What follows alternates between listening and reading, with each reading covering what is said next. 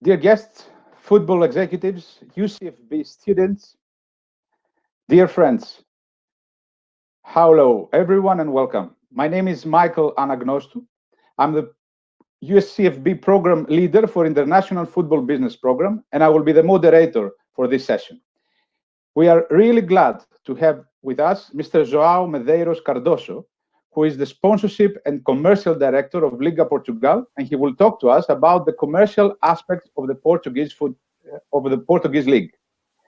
Joao is a brand-driven professional with experience in partnership marketing, brand management, and sponsorship. He has been the commercial director of Liga Portugal since April 2019, and he has worked in Heineken Group as sponsorship manager and channel marketing manager. He has a master's degree in marketing, and he has been the winner of L'Oréal Brandstorm contest for the best communications campaign. Just a reminder that Portugal possesses the 6th place in UEFA countries ranking, right after the big 5 leagues, which is indicative of the good work that is being done by the league. Recently, has been decided that the quarterfinals, semifinals, and final of UEFA Champions League will take place in Portugal and Lisbon, which is another indicator of the good work that takes place there. We are certain that you will enjoy this very interesting session, and feel free to join the speaker at the breakout room after the end of the whole session for any questions that will not be answered during this session. Welcome, Joao, and we are very happy to have you here as the keynote speaker today. Thank you, Michael. Thank you for the invitation. Thank you to UCFB for this invitation. Quite an honor to be here. Let me start for addressing my congratulations to Liverpool fans that are celebrating this fantastic achievement after 30 years. I would say this is quite a responsibility to speak after Gonçalo, that already left us quite an interesting topics that we can explore during this presentation as well, like the TV rights, like the training here in Portugal. But I will leave that after my very, very shortly presentation to the conversation with Michael. I will just ask Diana if you can pass the video. It's quite a short video to introduce you a little bit more about Liga Portugal context, the competition, and a few numbers around it.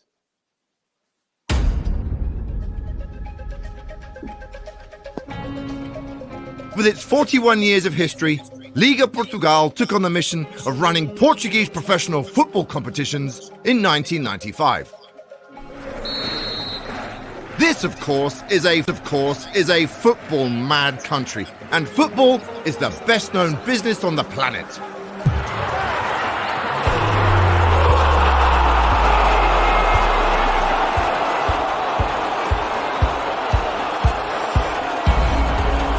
Portuguese professional football clubs are the image of the passion that unites people in a nation with a population of just over 10 million. And they create a unique connection to a sport that touches fans and communities on a daily basis.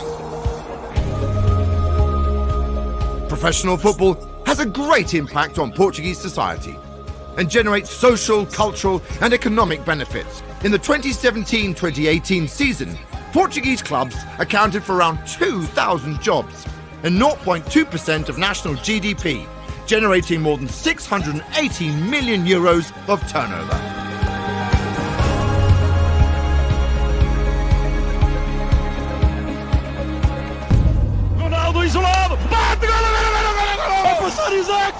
Our players have delighted in Europe and Vigo's having to operate even more. We have produced ambitious managers who have achieved worthy recognition and directors who are highly regarded on the international scene. Talent is our DNA. We organise 3 major competitions. The Liga NOS is a competition that enthralls Portugal year after year and is closely followed in over 100 international markets. This competition has grown some of the greatest talent in world football, and it continues to do so, contributing to the success of our clubs, and national teams. Liga Pro is the league where our promising young pros are born. The intense fight for promotion to the Liga NOS makes this the most competitive football championship in Portugal. Our historic clubs are symbols of their regions and are increasingly professional. In this league, the players, the spectacle and the love of football are the real protagonists. Despite being Liga Portugal's newest competition, the League Cup, renamed Allianz Cup in 2018, today holds an undisputed place in the Portuguese footballing calendar, a week devoted entirely to fans and professional football. Today, the Allianz Cup is a trophy that everyone wants to win. Liga Portugal, football with talent.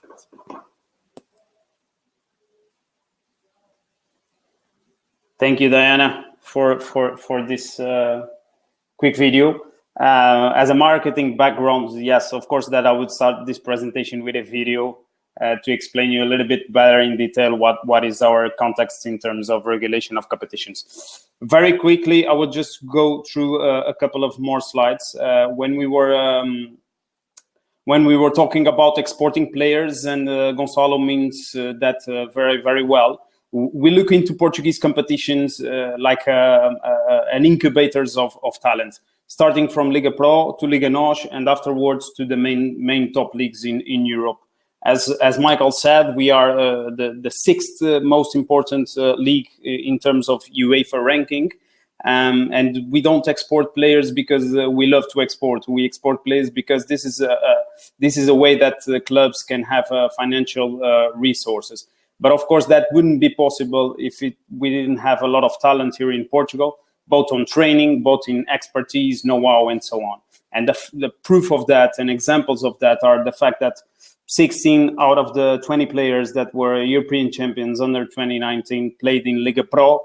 9 out of the 23 European champions in 2016 played as well in Liga Pro. And we have very well-known players all around Europe. In England, for example, our most recent example of export would be Bruno Fernandes at Man United, for example. And we have, of course, this guy that having quite a nice career so far. And this is very well known for all of you. It's not just about players, as Gonçalo mentioned as well. It's about coaches as well. We have a lot of coaches around Europe and around the world that achieved high standards of success. With Jose in England, for example, is quite an example of that. But it's not just about football, and we don't focus our roles here in Portugal around football only. As Liga Portugal, we developed a lot of other activities. For example, the training, as was an example of that on Gonçalo's presentation as well. And we have now two main graduations here in Portugal, one of them regarding communication and the other one regarding management around football that are provided by Liga Portugal. This is quite an important task for us to form and to train the professionals that will work on professional football in a couple of years ago. Other products that we have as well, especially when we are talking about a younger target, for example, esports and the fantasy league, that are, our fans are demanding different contents, different products, especially the younger target. And of course that we are on track of that as well. And at last but not least, and just to finish, I could have brought here several more examples, but I choose just these ones. Our football foundation. I mean, we say here in Portugal that football is the most important thing of the less important things. And of course, that one of the priority for us as well is to keep and to maintain the awareness of football for good causes. Portugal is a country of football. That there's no doubt for that.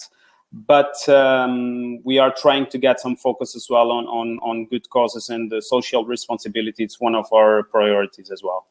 And as it was told on the video, talent is our DNA. This is somehow our brand signature that we we really do take care of it and try to be aware of that in all of our activities. And this was pretty much a very quick introduction about Liga Portugal, and I think it's much more productive a conversation here with Michael to be so we can approach other subjects as well. Thank you very much for your presentation, Joao. The first thing that comes to our mind is to ask, what are these special skills needed for someone to succeed in commercial and sponsorship in football in Portugal, like you? That is a tough question. I mean, you have to be. Of course, like any other activity, it's a mix between technical skills and soft skills. I would say the technical skills are the easiest ones, the ones that you can learn, that you can learn easily. The soft skills, I think it will define your success not only as a professional but on your personal side as well. I would say in this context, it is required to be a balanced person, as you will need to do a lot of stakeholders management, for example. There is a lot of political side on this business as well. It's not just about fun, but it's also about fun. So I would say a balanced person, a mix between marketing skills and the brand-driven professional. Think a little bit how brands think as well. Why should I invest in football? Think about like two heads on the side of this side of the business, the ones that have the rights to sell and the ones that has the rights, the ones to buy the rights. It's more or less like that. And of course, negotiation skills. That is part of the job. We are negotiating from morning to to the other day. You've been on a league as well. You know how it is. It's every day negotiating bigger contracts, smaller contracts, details with the clubs, details with the sponsors. So it's more or less like that. And of course, you can give some steps on your study, on your network, as you are all doing now with this kind of meetings. And this is something that, of course, our students should invest. Right. Great. So you answered merely to another question, that what are the main challenges in your job? I don't know if you want to add something about this, about the main challenges. You already gave some.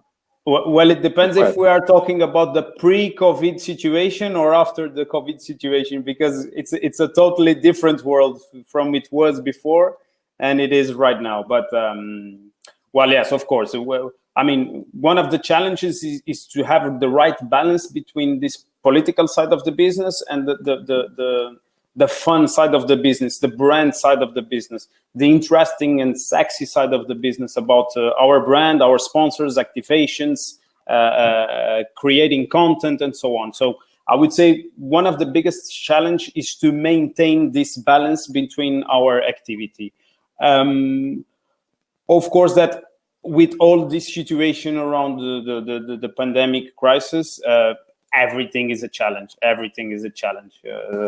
Organizing an event, preparing the trophy ceremony, this is a totally different situation. This was very challenging because, of course, that we have a lot of contracts with our sponsors that were not able to proceed with all the assets that we provide to our sponsors because.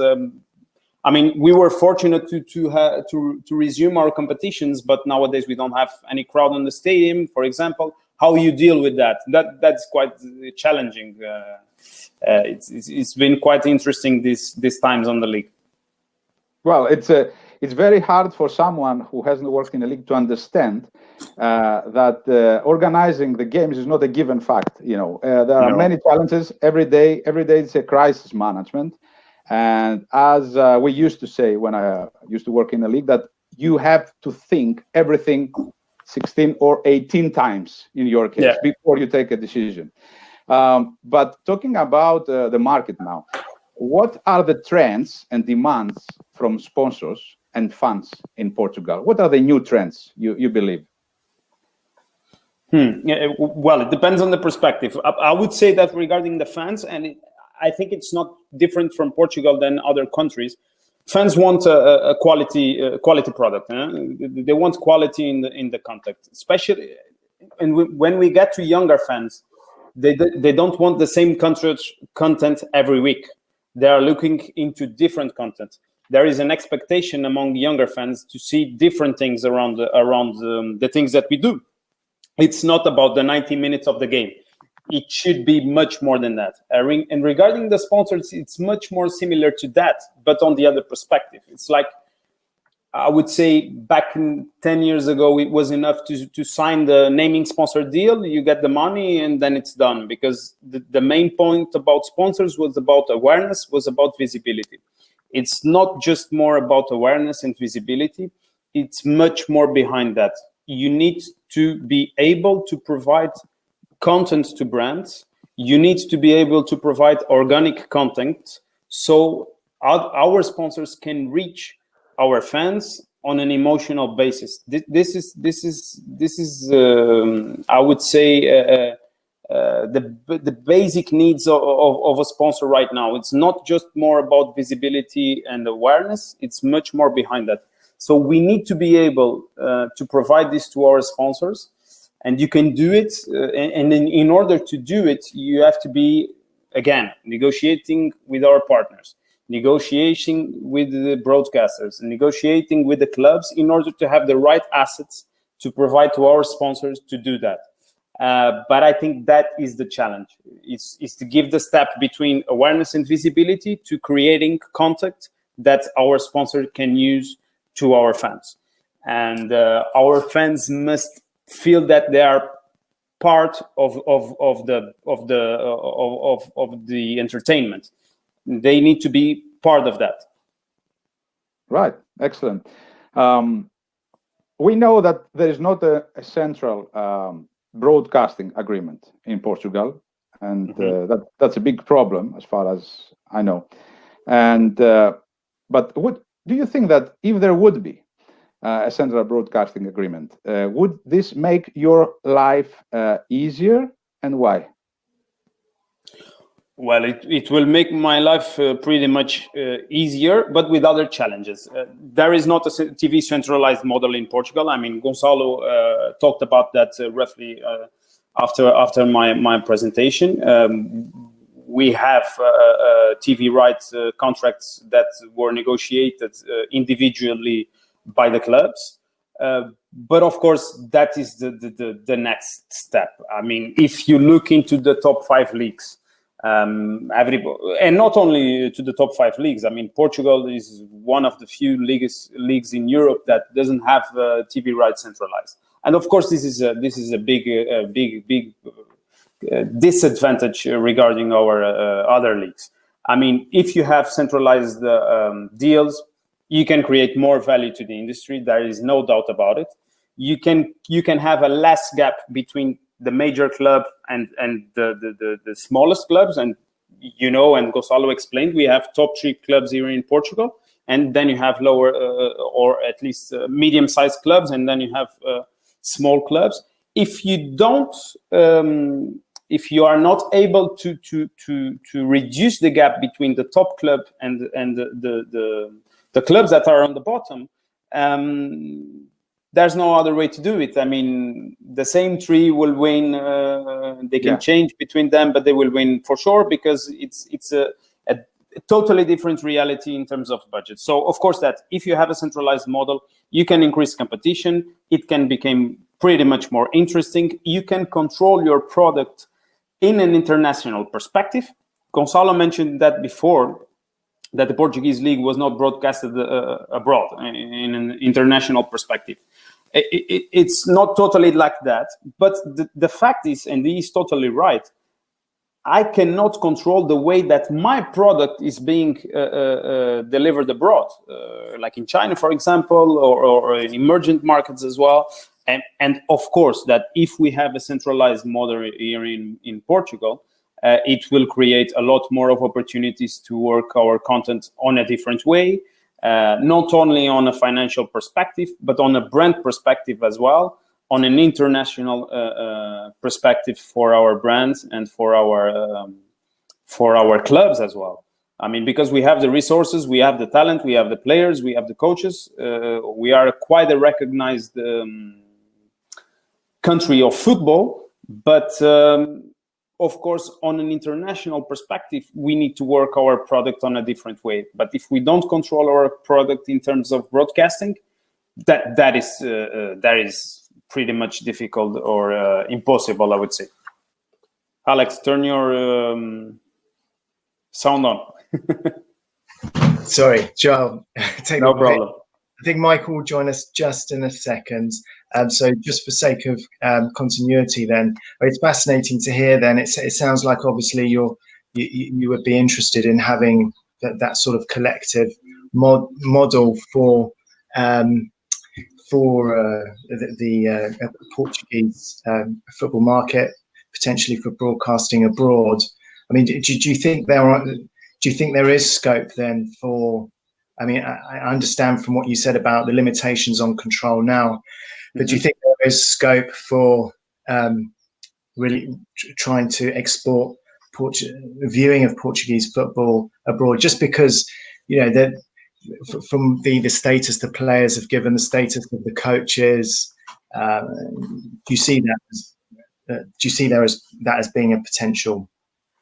No, the potential exists. That is for sure, and we do a couple of things on an international perspective. But like I was saying, if you don't control the way that your product is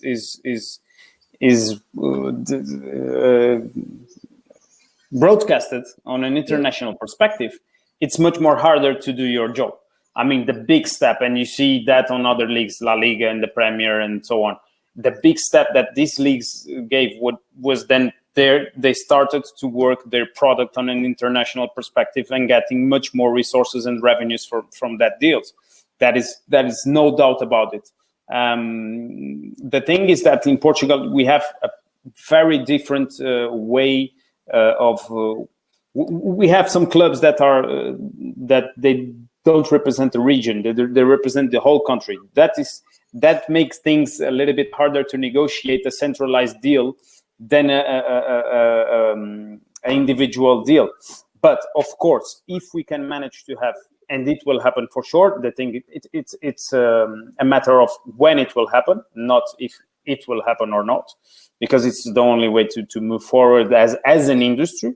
The thing is that we will have much more opportunities to work our product and to do things on a different perspective, especially on the international market. Sure, that makes sense. I mean, obviously, we've seen the benefits in other countries, especially here in England. So, yeah. Okay, I have a question here from Sandra Lopez. It sounds like she might have a Portuguese background. We all know that the Portuguese clubs so no longer reach an agreement for TV rights, but in my opinion, they cannot avoid the issue and the agreements, as you were saying, in the near future. So she's asking here about smaller clubs in that regard. Do you think they're prepared for centralization of such a deal that we've been talking about, and internationalization? I would say that the smaller clubs, with no offense to the clubs of course, those are the ones that will benefit the most from a centralized deal, because they will see a huge increase on their revenues on that, and as well on an international perspective. Because I will give you an example. A top club is able, with their own resources, to do an international prospection, to go to I would say an event on China, on USA, and so on. A smaller club is not able to do that. But if we have a centralized deal, and we do that as an industry and as a single product, which is Liga Portugal, then we will be able to put on board the smaller clubs. So the smaller clubs will be the ones that will benefit the most, not only in terms of a financial perspective, but also in terms of a branding perspective. I don't have any doubt about that. Yeah, makes sense. So, last question for me, and it's a slightly different topic, but I think looking at the previous members, we've had quite a few English football clubs. If viewing this conference over the last couple of days. So do you see there's any sort of scope for greater strategic partnerships with English Premier League or with other leagues around the world, and what sort of what form could that take? I don't have any doubt about that as well. I mean, and we've heard on the news some rumors about back in the past about some cooperations between Portuguese clubs, English clubs, the Portuguese league, and also the Premier League. Of course, we have connections within the European leagues. We exchange a lot of information. We exchange a lot of knowledge between us. I would say on the visible side of the business, talking about players and coaches, this is pretty much we are pretty much aware of that, because we have a lot of players that are moving to Premier League, a lot of coaches moving to Premier League. If it is possible to have a partnership on a deeper perspective than just not about buying players and coaches, I think yes. And there is a lot of opportunities to do that. I mean, Gonçalo talked about investments in clubs, training centers, training facilities, exchange of knowledge. That there is a lot that we can do, and we already do in some clubs, in some ways that is known by everybody. But I think it can be improved for sure. We are a football country, and England is also a football country with a lot of history, a lot of background. And we see, of course, the Premier League as an example, and we exchange a lot of information to be somehow a role model as you are. Thank you very much, Joao, for your presence with us.